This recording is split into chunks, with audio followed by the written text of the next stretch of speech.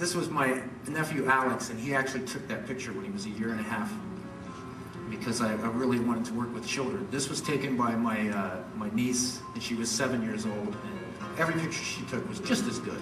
And I started working with a group of kids called in Life. It's Living in a Free Environment, and the kids were just so responsive. You know, when I would come in, they'd look, Mr. John, can I take a picture? Can I take a picture?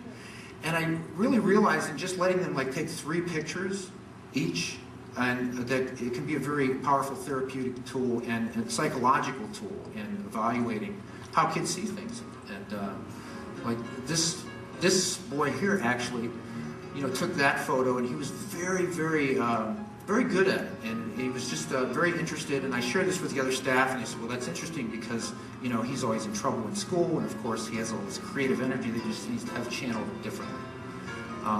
These pictures were all taken by the kids, and if you know, see anything in these pictures, clearly it's happiness. And they call me Willy Wonka, the Magic Man. And this is Mara Gleason, and she has cerebral palsy.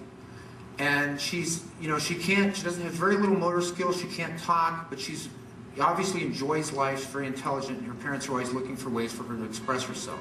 So what I did was, with photography, I gave her glow sticks. And through longer exposures, and she was just able to shake her arm, which she enjoyed thoroughly, and loved seeing the pictures that were taken. She loved having her picture taken, loved seeing the result. And these pictures in succession, I think, clearly show her joy and discovery in the process as she's able to create art. And I think that, you know, even, I hate to mention, but even in terminal cases, this allows the child to leave something to the world and inspire others. This picture was actually done by the kids that I showed you before, the Life program. And the little figure over here that looks like a little guy that adds life to the picture is one of the kids' cell phones. I want to mention Born into Brothels. If you've never seen this film, it's a clear example of the transforming power of photography. So please write that down and check it out. It's a beautiful film, actually my all-time favorite film so far.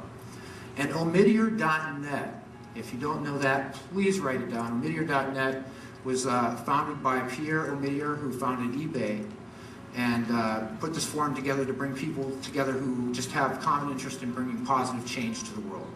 And I put a conference together in Canton recently called Hearts Coming Together through Omidyar.net, and it really connected a lot of great people.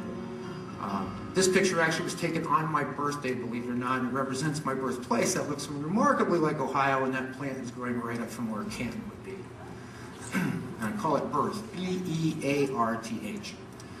And another way that photography can be, you know, therapeutic is helping to change the world in some way. This photo actually was taken in the fountain in downtown Canton and is being used to promote a campaign of healthy water for the world, installing water purifiers in impoverished nations.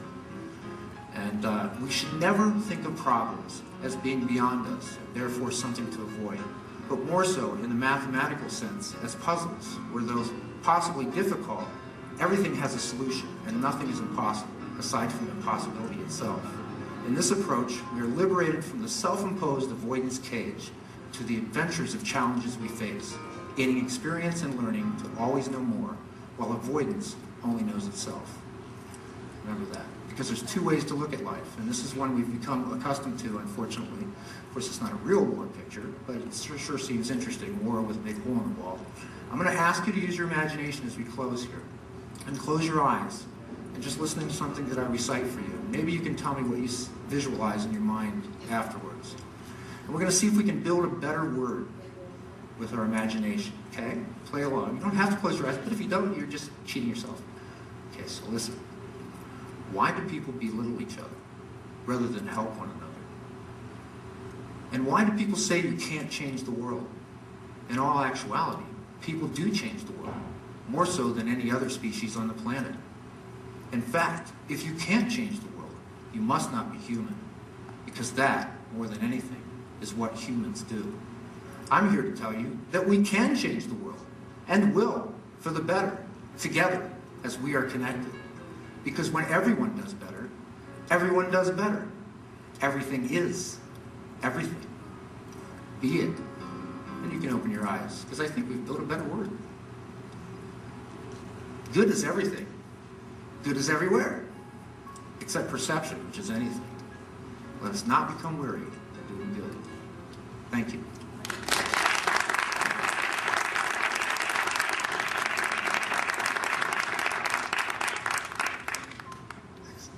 One more time, put your hands together for John Stone. Absolutely beautiful work, John. Thank you very much for coming and for hounding Project Magic to get you here.